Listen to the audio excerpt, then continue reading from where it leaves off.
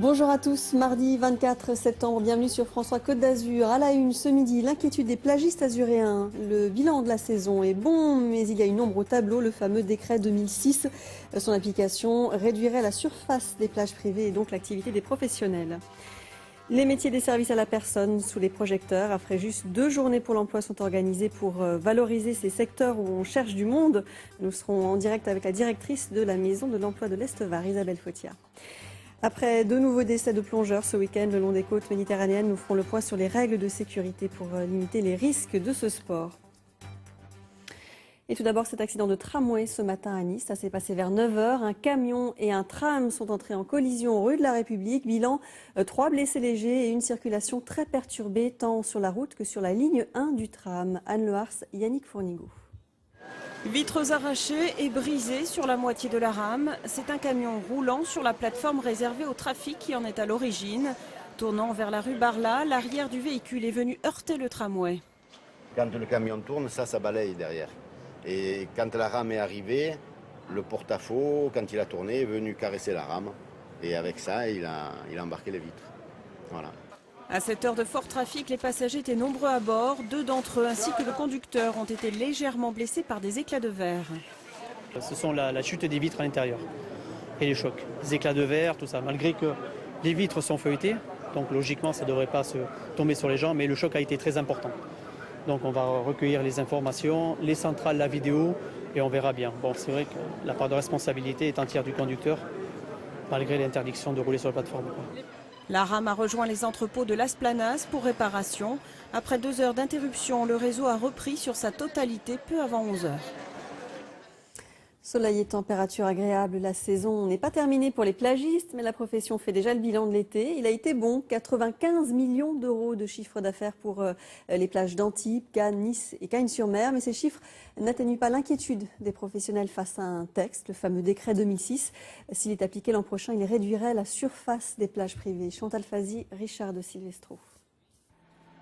Si les plagistes sourient quand ils parlent de la fréquentation cet été, un peu en dessous de 2012, mais très satisfaisante quand même, en revanche, ils ne cachent pas leur crainte de voir bientôt une application stricte du décret de 2006, un décret qui prévoit une réduction importante de la superficie exploitable. Sur l'emploi, l'impact est énorme. Si on prend l'exemple de Nice, il y a à peu près 1200 matelas qui vont être supprimés, environ 50 emplois directs. Ceci multiplié par chacune des villes, je vous laisse imaginer le résultat final. Promulgué en 2006, le décret prévoit aussi la démontabilité des structures et une occupation limitée dans l'année du domaine public. Dans les Alpes-Maritimes, il n'a jamais été appliqué. Les plagistes ont toujours obtenu des dérogations. Sur les galets, les avis sont partagés. Je serais d'accord pour réduire un petit peu les plages privées, oui. Pourquoi une plage serait privée? Je ne vois pas, elle doit être à la plage d'aller à tout le monde. Ça fait partie des choses publiques qui devraient être à tout le monde. Je ne suis pas contre qu'ils s'étendent un petit peu plus, pourquoi pas? Oui, c'est sûr que s'ils perdent énormément d'argent, bah oui, pourquoi ne pas les laisser travailler s'ils doivent travailler? Plusieurs motions devraient être déposées au ministère par les plagistes. L'une pour éviter de démonter les structures tous les ans, l'autre pour demander l'autorisation d'exploiter au moins 20% de la surface totale des plages d'une commune. 2 loups tués ce week-end dans les Alpes-Maritimes. La campagne de tir autorisée vendredi par la préfecture n'a pas tardé à porter ses fruits. Les chasseurs ont abattu une femelle à Saint-Étienne-de-Tinée, puis un mâle à Daluis. Les éleveurs se réjouissent de ces actions contre le prédateur, mais les défenseurs des animaux estiment que ces battues sont illégales puisque l'espèce est protégée. Les explications d'Olivier Orsini et Jean-Paul Bierlein. La vallée de la Haute-Tinée, un secteur très fréquenté par les loups. Les chasseurs en croisent souvent. Samedi, pour la première fois, ils ont pu tirer. Gilbert Barbier présidait la battue, la toute première organisée depuis l'autorisation de la préfecture. Samedi, il y avait une battue au sanglier réglementaire sur le versant du Blénon Roya. Et il est passé un loup à un tireur qui a fait feu réglementairement. J'ai immédiatement, dès que j'ai été averti, appelé le chef de la garderie qui a averti le préfet. Le lendemain, un autre loup a été abattu près de Beuil. À la Chambre d'agriculture, on se réjouit de ces prélèvements. Une revendication très ancienne. Ici, le loup est un combat. Katia Bellé gère un troupeau de 1500 bêtes. Cette année, elle en a déjà perdu 116. Les chasseurs ne lui seront d'aucune aide. Son exploitation se situe dans le parc du Mercantour. C'est vrai que c'est un point fort aussi qu'on a demandé. Mais en tous les cas, dans le parc, en ce qui nous concerne, dans les Alpes-Maritimes, c'est hors de question pour l'instant. Vous le regrettez, ça? Ah oui, tout à fait, parce que le loup, lui, il n'a pas de barrière, hein, il n'y a pas de parc ou pas parc, il est là en permanence, quoi. Autre femme, autres idées. Sandrine Andrieux milite à Férus, association pour la protection du loup. Elle est scandalisée par l'autorisation donnée aux chasseurs. Ça frise le délire, hein, si on peut dire, parce qu'on est quand même, on a moins de 300 loups en France aujourd'hui. C'est une espèce protégée au niveau français, au niveau international. Et là, on donne, en fait, un nouveau pas a été franchi. On donne carrément aux chasseurs le pouvoir de tuer un loup sans aucun encadrement de l'Office national de la chasse sur le terrain. L'association va saisir la justice. Le loup, 20 ans après son arrivée, continue à diviser. Un dossier bien difficile à gérer pour les autorités.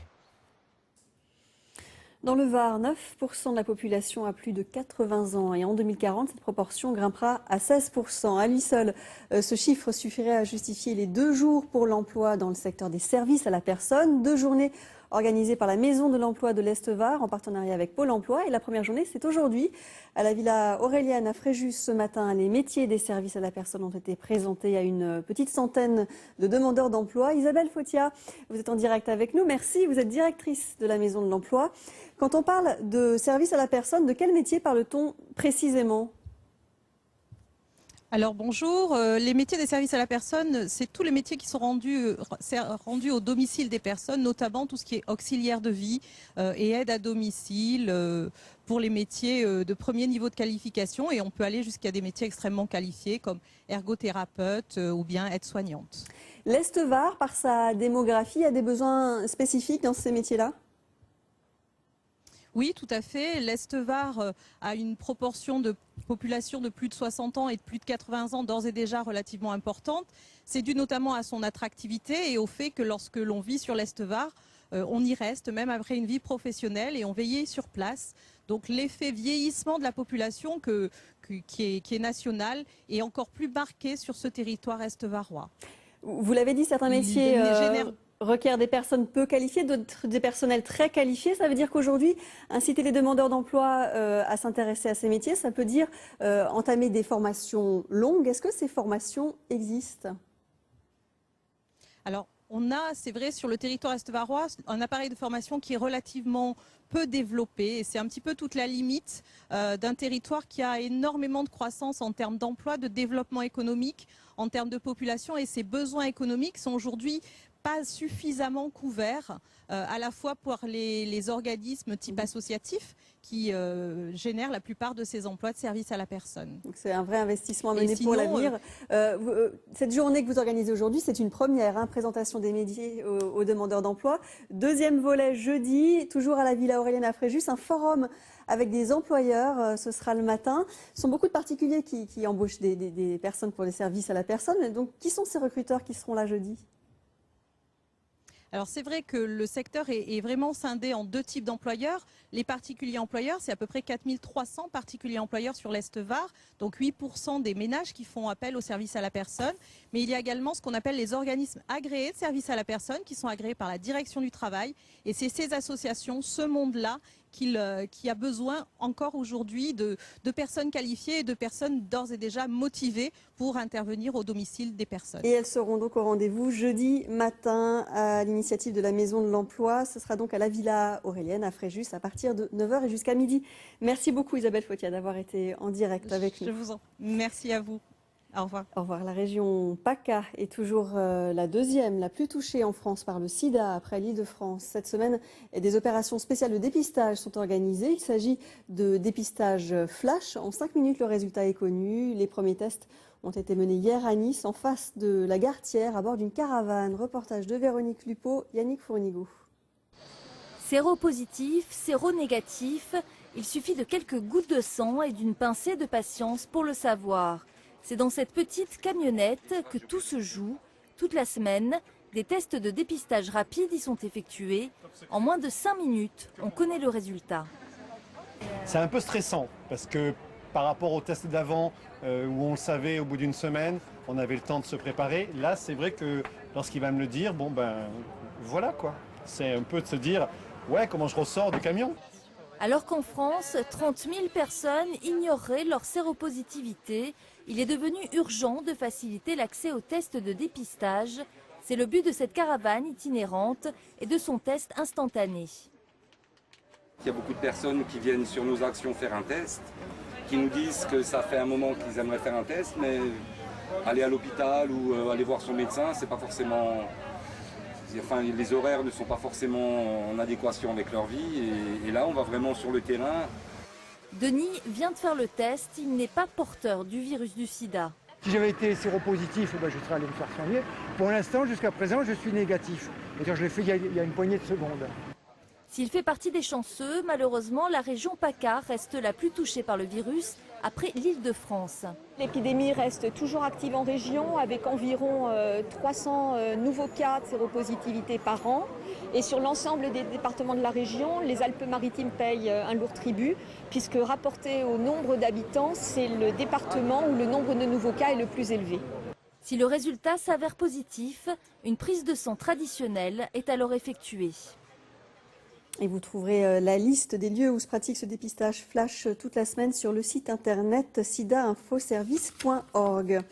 Le week-end dernier, il y a eu 2 accidents de plongée, accidents mortels sur les côtes méditerranéennes. Le premier à Porquerolles samedi et le second près de l'île du Riou dimanche. Depuis le début de l'été, 6 plongeurs sont morts et le CrossMed a mené 86 opérations de sauvetage, d'où l'importance de rappeler encore les règles de sécurité à respecter pour limiter les risques de la plongée. Marie Morin, Maria Lacoste. Comme à chaque fois, Frédéric Graziani vérifie le matériel. Pas question de sortir en mer sans cette étape indispensable pour une plongée sans danger. On a très rarement d'accidents de plongée, ça se compterait dans une seule main, quoi, on va dire. Toute l'année, ce moniteur accompagne des plongées en haute mer, jusqu'à 60 mètres de profondeur. La profondeur, justement, c'est le risque majeur. Alors, à chaque palanquet, il rappelle systématiquement ce qu'il ne faut surtout pas faire. Alors, les principales règles, c'est les remontées rapides, les plongées répétitives. Il y a le froid, il y a le stress, la fatigue physique, morale. Si on a passé une nuit blanche et qu'on va faire le lendemain une plongée profonde, c'est pas très sérieux et c'est là que l'irréparable arrive. Malgré toutes ces précautions, les plongées parfois tournent mal. Et c'est alors le CrossMed qui reçoit tous les appels de détresse en Méditerranée. C'est pour vous informer que la P614 est sur la position que vous avez donnée. Pouvez-vous me confirmer votre position GPS ? Ce week-end, les plongeurs accidentés n'étaient pas des débutants, au contraire. Et c'est d'ailleurs souvent le cas. Nous avons affaire généralement à des plongeurs plutôt expérimentés, des personnes qui ont au moins niveau 3, qui sont des gens d'âge mûr, on est sur des âges de l'ordre de 45-50 ans, des personnes qui plongent à 40 mètres et plus, donc des plongées assez profondes sur les épaves souvent. Depuis le début de la saison, au mois de juin dernier, 6 personnes sont décédées sur 86 interventions du CrossMed.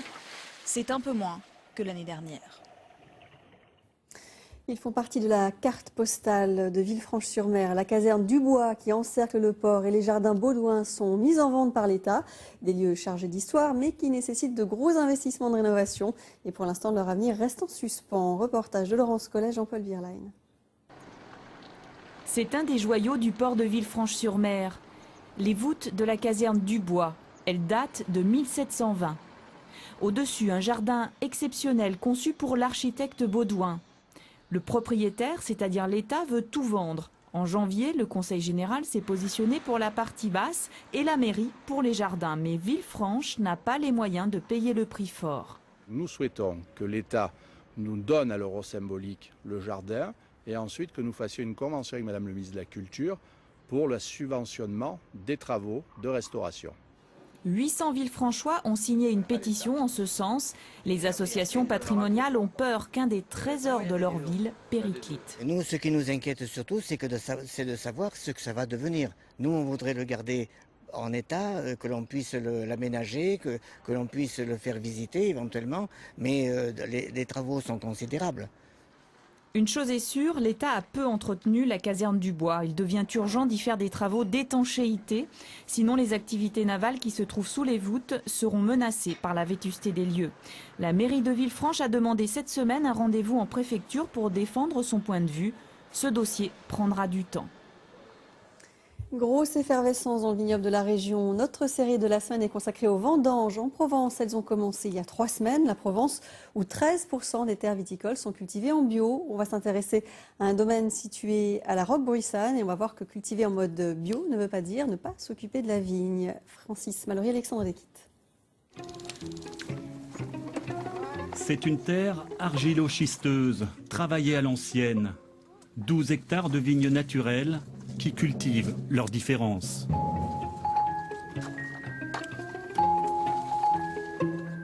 J'ai la chance de vivre dans une région particulièrement protégée. Il y a du soleil, il n'y a pas beaucoup de pluie, sauf cette année.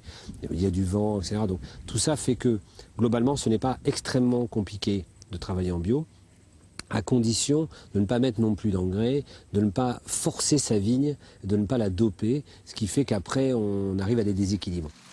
Et pour éviter les déséquilibres, la méthode passe d'abord par des interdits. Pas d'intrants, pas de traitement de choc. Ici, la vigne est naturellement allergique à tout ce qui est chimique. Ça ne veut pas dire qu'on ne traite pas quand on est en bio, c'est en fin de compte qu'on traite différemment. On peut utiliser des tisanes, des décoctions, différentes plantes pour protéger la vigne. Et c'est surtout pour l'aider, en fin de compte. C'est une prévention. C'est, en fin de compte, au lieu d'aller au docteur, on travaille avant. Bah là, c'est pareil. Ne coupez pas, s'il vous plaît. Produire un vin naturel, c'est produire un vin plus bio que bio. Un véritable sacerdoce qui n'est pas sans risque. C'est un métier de peur, la vigne. C'est la production, on a peur parce qu'on est face à la météo qu'on ne peut pas du tout contrôler, les maladies qui se répandent, etc. On a la transformation. Quand on transforme le raisin en vin, on a aussi d'autres risques qu'on ne maîtrise pas du tout. Donc ça peut tourner en vinaigre. Le raisin n'est pas trop chaud. C'est moins qu'on puisse dire, c'est bien. Ça c'est bien, les nuits ont été fraîches. Cette nuit a été fraîche, non? Je pense qu'on est descendu en dessous de 10. Ça c'est bien ça. À l'étape suivante, au pressoir, les soins sont là encore de tous les instants. Il faut éviter de blesser le raisin. La température, la maturité, tout est sous haute surveillance.